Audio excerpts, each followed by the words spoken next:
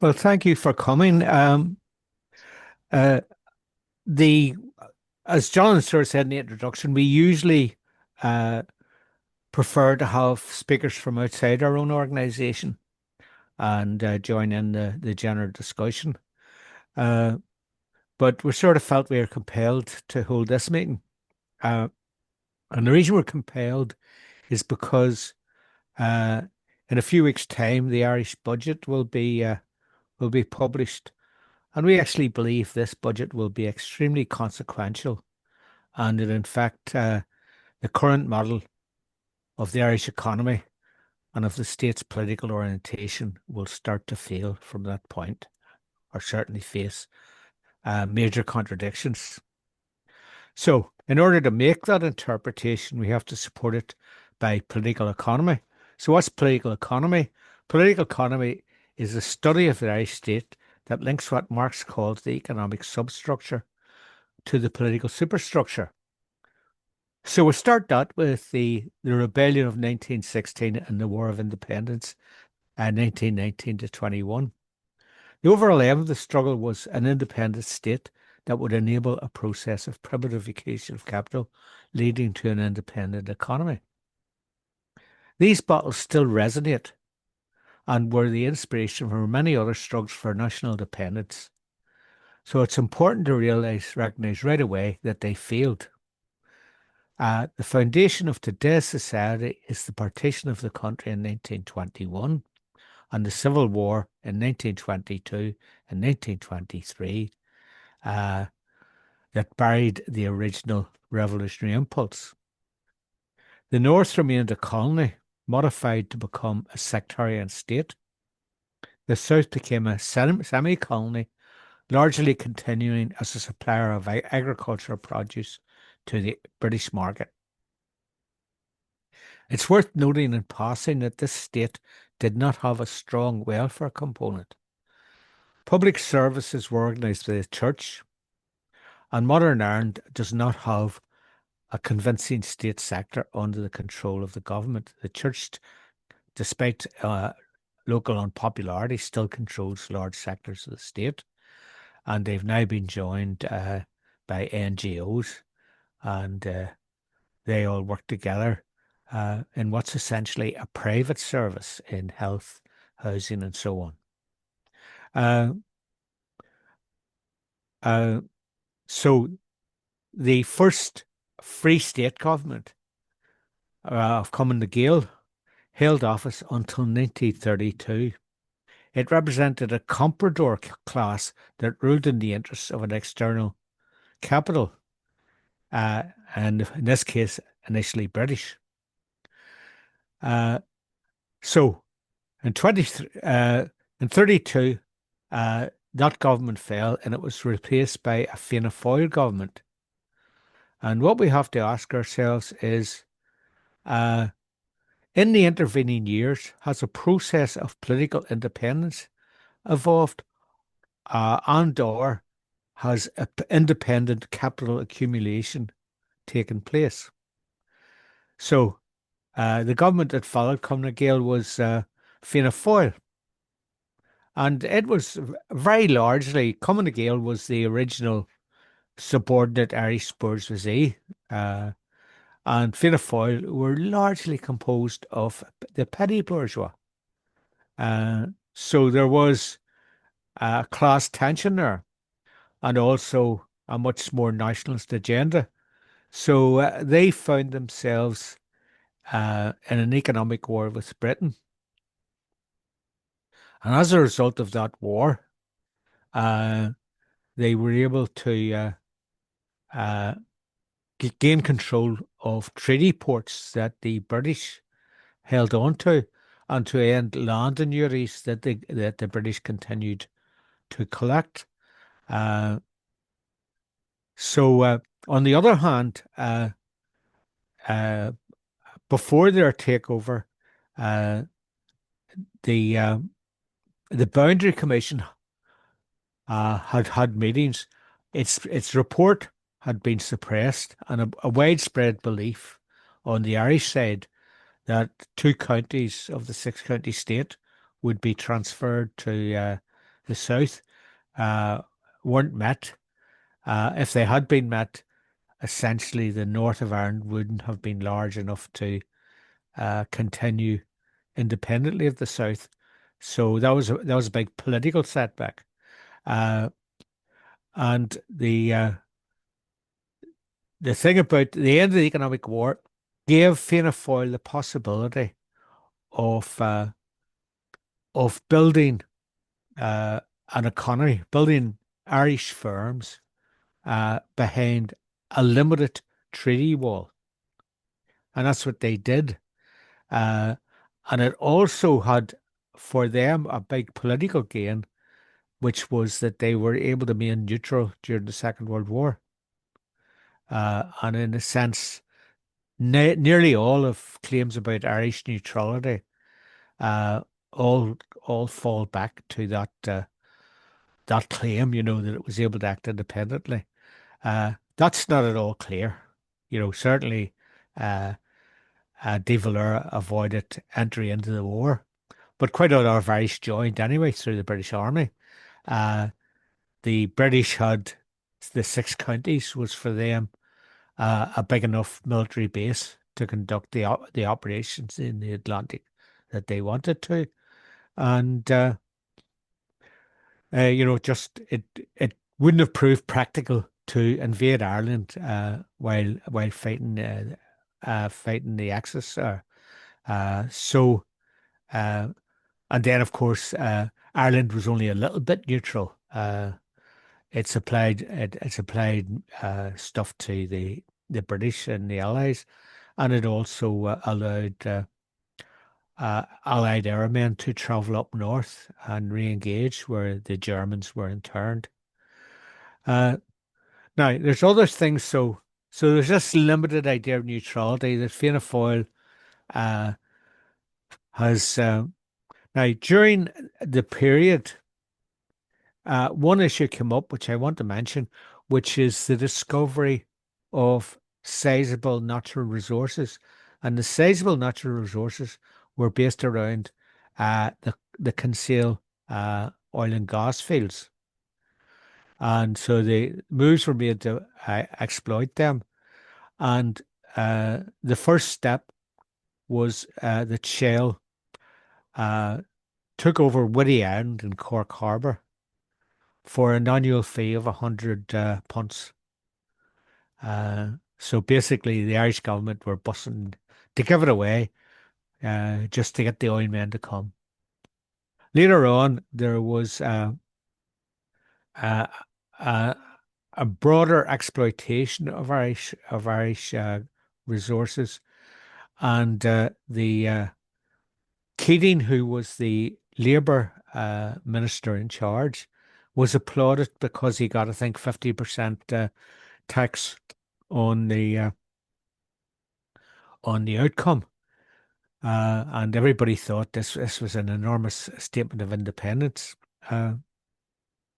But a Danish minister accompanied him during the negotiations and had pleaded with him night and day to establish more relationships so that the Irish state had joint ownership and control of the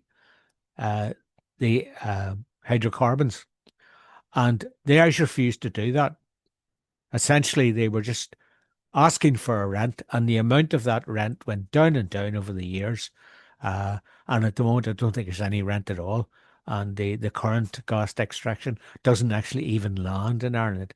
In between, there was an infamous episode called Shell to Sea, where Shell decided to build this massive high pressure gas pipeline, which everybody thought represented a very extreme danger to people who lived in the West Coast. And when the locals protested, they were savagely repressed, and a fair number of them were put away. So deciding whether Fianna Fáil had done those two things, established political independence and built up a local economy, was answered by Fianna Fáil itself in the late 50s with the Whittaker Report. Oh, sorry, just before I leave that, I will say there was growth in the Irish economy uh, from the 30s on. There were some Irish firms established and so on and so forth, but the growth was quite low. Uh, and the Whitaker Report of 1950 saying this isn't working. Uh, what we need is a lot more capital, and the way to do that is to drop the tariffs and have and invite in foreign capital. And again, actually, the Whitaker Report very slowly led to a mini boom uh, and the return of migrants from England and America. But it didn't last all that long, and it wasn't that extensive. Uh, so the next attempt to boost the Irish economy was entry to the European Union. Uh, and there's a number of things about that. The the on entry, uh, uh, Ireland got fairly considerable funds, essentially because it was so much poorer than the rest of the European economies, and the bureaucrats had a position of trying to subsidize the periphery. Uh, so Ireland got quite a lot in terms of agricultural uh, money, and they also got quite a lot in infrastructure. So modern Irish roads all came courtesy of EU sponsorship. On the other hand, or more or less immediately, Ireland was tied into the European banking system, and that was quite difficult for Ireland because, as things turned out, the periphery was suppressed in favour of the core economies. And the other thing that happened is that the early days, the EU, uh, where they sort of were handing out money to bring up some economies or some economic areas or to keep keep things quiet around agriculture. They had wine links and beef mounts and that sort of thing. That was replaced with the Maastricht Agreement. And the Maastricht Agreement uh, imposed a limit of 3% on government public expenditure as part of GDP. And essentially, that was a demand that all future development be privatised. And I'll come back to the EU in a minute because although the EU again, there was a speeding up of the Irish economy. Uh, it still was quite slow in how it developed. And when you saw the real development of the Irish, or the real takeoff, was with what's called the Celtic Tiger.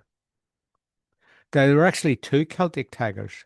There's Celtic Tiger number one, which was the influx of US pharmaceutical and IT. And in part, yeah, it was due to the Ireland's determination to get foreign capital by hook or by crook. So they became famous for this 12.5% corporation tax. Um, and the other thing that was going on was that with uh, so the money. Sorry, I'm getting a bit mixed up here. So you had Celtic Tiger One, which was essentially the entry of European manufacturing capital in pharmaceuticals and in IT. And this did lead to a boom. And then there was a recession, and that was followed by Celtic Tiger 2. But Celtic Tiger 2, saw a bounce back from the recession, but it didn't involve further manufacturing input. It was essentially a financialization. And the European component and the financialization both came together in 2008 because the Irish bourgeoisie, mainly with the German banks, had been uh, playing uh, hopscotch basically with the Irish banking system, uh, and they were building twice as many houses as the British, although they'd only 1/5 or 1/10 of the population. At one stage, the this guy in Donegal was offering to sell you a house in Donegal, and if you bought one, you got one free. You could also have a house in Croatia thrown in. Uh, so, with the credit crunch of 2008, that all failed. The reaction of the Irish government was to guarantee all bondholders, not just the banks, but anybody who'd tried to gamble on the Irish housing market. They were included. After that, the Irish government bought up with state funds all the collapsed property deals. And after that, they had a fire sale of those property deals where they were sold off at a fraction of their value in order to get. And now we're back into a massive property boom. But the boom goes along with an absolute inability to provide uh, enough housing through the private sector. And the housing crisis is now the major crisis in the Irish economy uh, because they're just, the value, for example, the value of rental property in Dublin is over €2,000 uh, a month on an average apartment. And in many cases, it's well over 50%, sometimes up to 70% of the total income of the people who are renting. Uh, so, um, so you have Ireland goes bankrupt. Uh, the reason it goes bankrupt is that everybody agrees it has to pay 64% of the debt of the European banks. Again, with about 1.5% of the European population. And when they struggled to do that, the European Union uh, and the international banks step in with the troika, and they actually take over the Irish economy. And in one year, they impose 11 billion in cuts. And the main people to suffer from that, of course, were the working class. In fact, the only people to suffer were the working class. So, since 2008, the Irish economy has started to surge again. It has very, very largely become a tax haven. There's an office in the financial sector in Dublin, or a building, and there are 1,400 offices with addresses in that building. And of course, they've no real existence. It's just a way of pouring money in and out and avoiding tax. And uh, I'll come back to that in a second about the most recent phenomena about tax. Uh, so, alongside this runaway economy, oh, sorry, I know I'll finish that point. The point is that as uh, Biden moved towards a 15% tax, the uh, Americans generally moved to tighten rules on offshore tax. Uh, Ireland still had 12.5% and still does. So uh, hundreds of billions poured in just to find somewhere safe to stash the capital. And that led to absolutely astounding levels of tax income. And I'll go into that in more detail later. But the thing is, and the central bank has warned the government, the financial regulator have warned the government. In ordinary times, the native economy is 10 billion short just to run day-to-day expenses. Uh, so you can see that there's a hell of a lot of contradictions built in there. Uh, I'm going to try and sort of stop off. There's obviously a thousand million questions, but I hope nobody thought I would cover the Irish economy in half an hour. Uh, so what about the politics? So two things. Economy. Uh, Ireland is awash in capital, but it's not Irish capital. And without any doubt, the Irish government is a comprador regime. Nearly everything they do in terms of economics is to protect foreign capital and to make sure that they themselves can join in the spree. There's nothing in there about protecting the working class, or at least the way in which it's expressed is through this uh, partnership deal with the unions, which means that public sector workers get a basic increase, and they either take that or they find themselves sold down the river. In terms of politics, uh, essentially the role of the Irish government today is to agree immediately to any demands from Europe or America. And the main demands, besides the Shannon Airport, which is the major military hub for America on the globe, really, flights in and out every day, and nobody ever asks any questions. It was also used for rendition during the so-called War on Terror. So Ireland expresses hurt and distress about Gaza, but it never ever takes any action that would put it in the crosshairs of the US. So for example, it's the main center for war bonds that are sold in Europe, uh, and it's one of Israel's major export partners.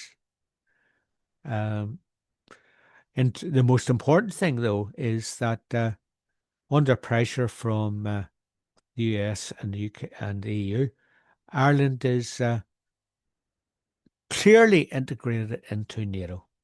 Clearly. It's doubled its military spend.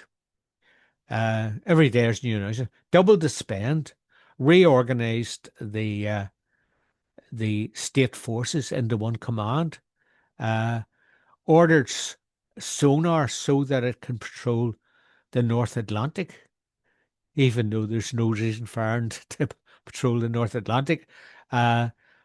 Ordered radar so it can integrate with NATO and European radar systems pointed towards Russia.